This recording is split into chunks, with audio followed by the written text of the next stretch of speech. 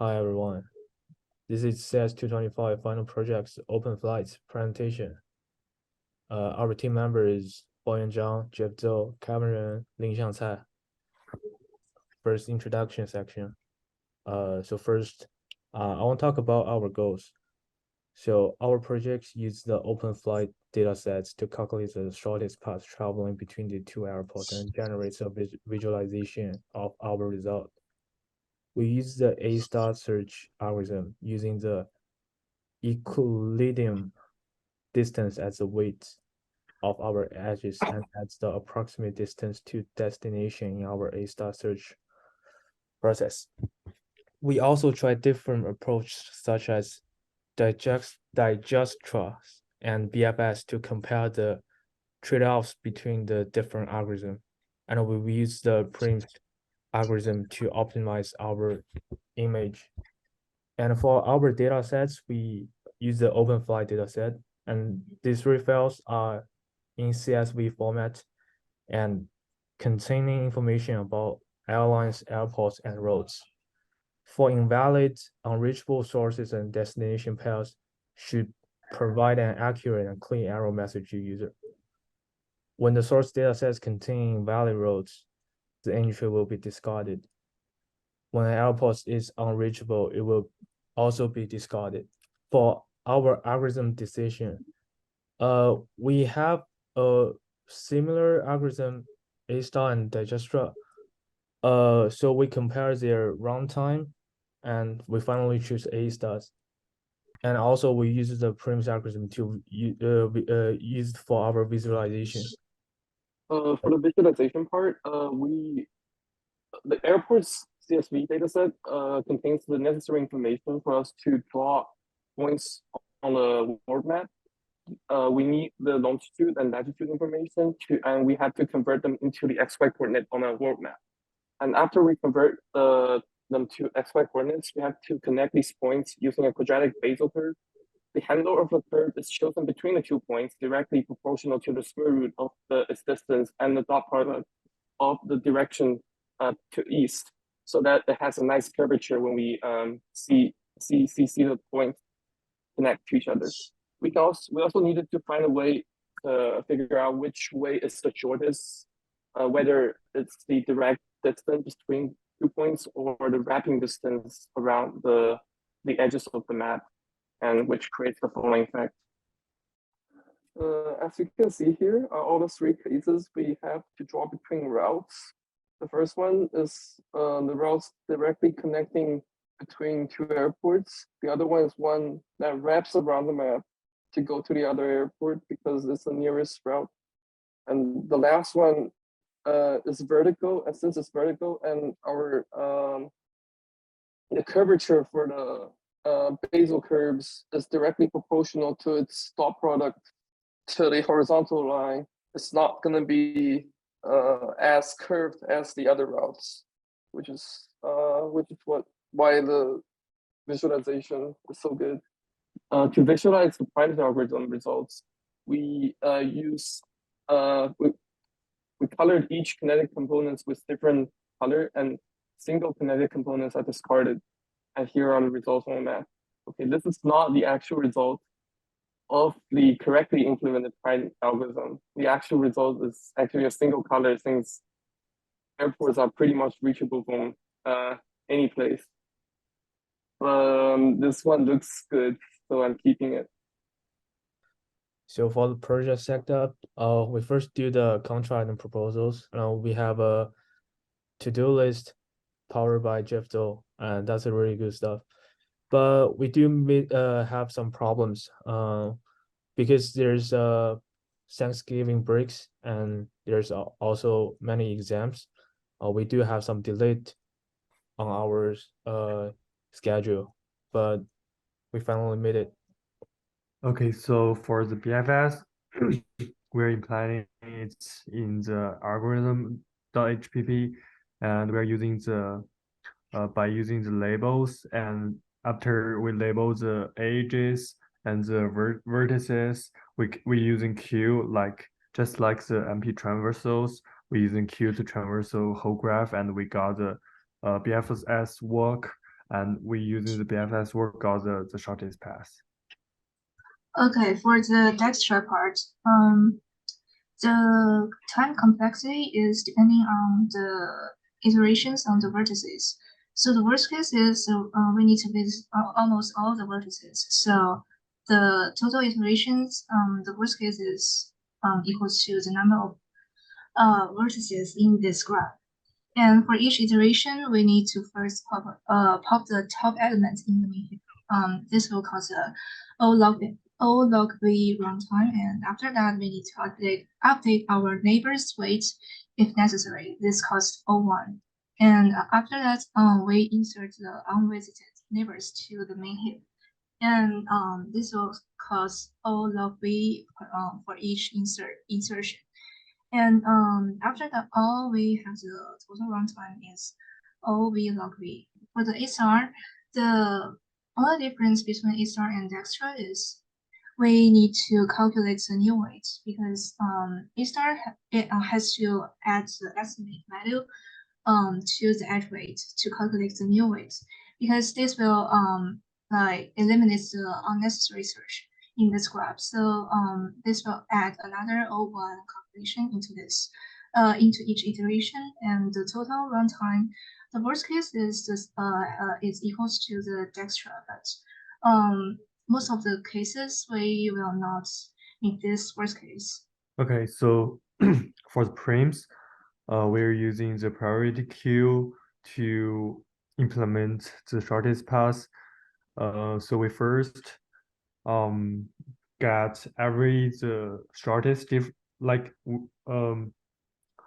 we assign like the every vertex the distance to infinity, and then we every step we can like update the distance to find the shortest path.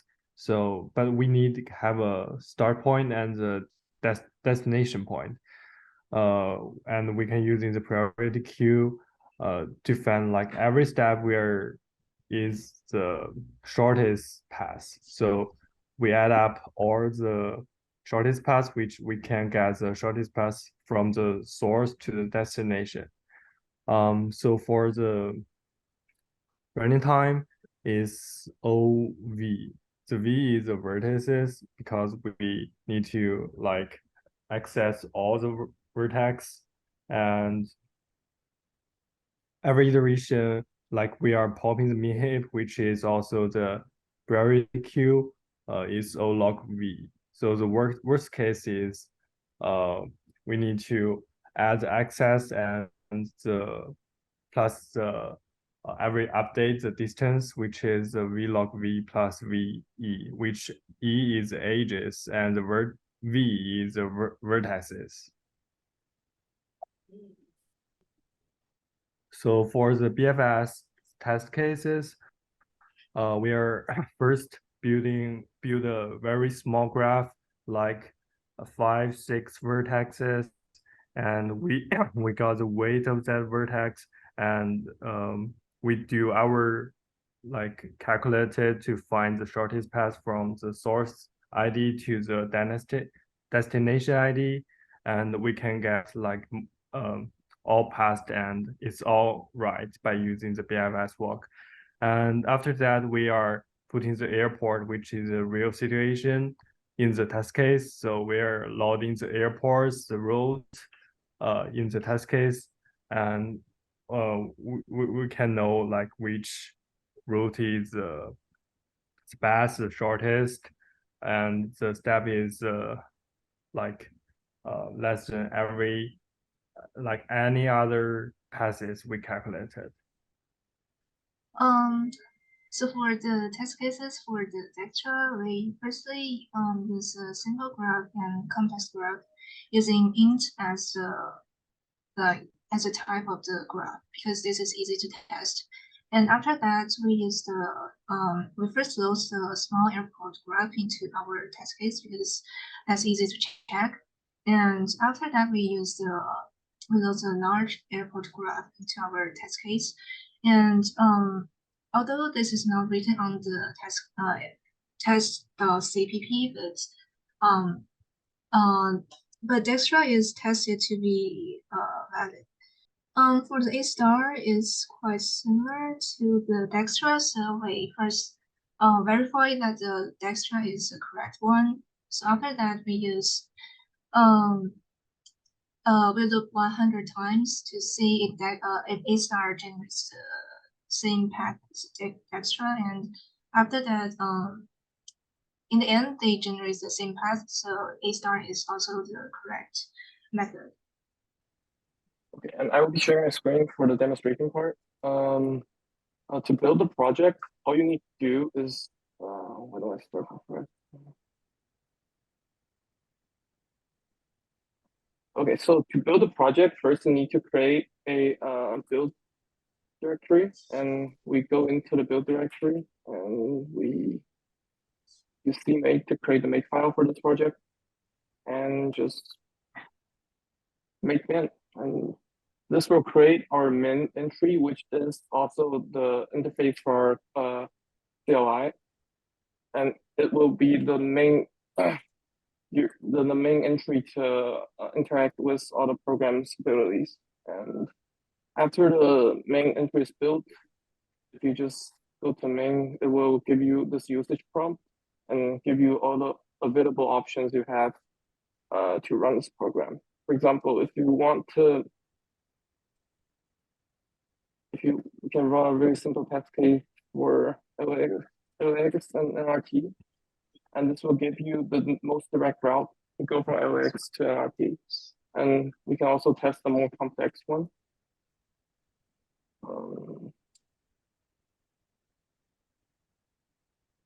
And here we have the directions from Chicago O'Hare International Airport to Shanghai Pudong Airport, and then to my hometown Xiamen. And we can also test one that's unavailable to us. For example, if I remember correctly, 42 is an invalid airport, and they will say there's no pass from 42 to LAX because 42 is not available to any other airport. There are three types of available inputs for the source airport. You can use the airport code. You can also use the ID, as well as the IATA code, the ICAO code, as well as the ICAO code. And to produce a SVG image, all you need to do is add. All you need to do is add mode SVG at the end, and this will generate an SVG output for you to visualize the result. As you can see here, we can travel from RD to TVG and at the end to XMM. As for the primes algorithm, the command is quite simple. You just run min primes and also specify an initial airport. And this will run the primes algorithm and will label every connected components on the board map. This is the result of running the primes algorithm. And as you can see here, there are some small connected components here and there that are not connected to all other airports.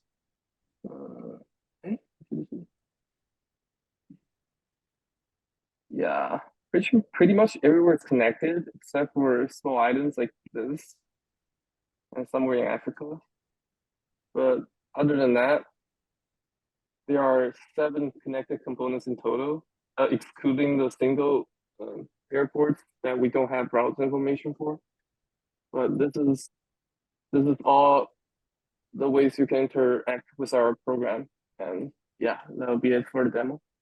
And for this part, what we learned, everyone learned something in this program. For me, I learned how ISAR works similar and different from Dextra. ISAR is it's just one thing more than the Dextra because it has the estimate value to each edge weight, and that will optimize the runtime possibly. And also we learned the importance of decoupling because we can apply different types to this algorithm so that we can test it easily. An important thing I learned is that SVGs are much easier to work with than PNGs, since you don't have to worry about actually rendering the lines and curves, or even worse, fonts onto a picture. And also I learned that you need to update your priority queue when D is updated in the primes algorithm, which produced nice images, but it was not the correct result. So for the priority queue, like for the different algorithm, we're using the different like data structures, the different elements. Sometimes it's a peer, sometimes it's a unsorted map or the nodes. So we always need to change the feature of the priority queue to satisfy the need of the algorithm. Like the prims and the dextras are different. So yeah, we always need to change the priority queue. This is my first time without any instruction to do a GitHub project. So shout out to my teammates. It really helped me a lot. And this time I learned how to use the Markdown languages to write the README, and also know how to do the test cases. So shout out to my teammates again. So that's it. That's our presentation. Thank you.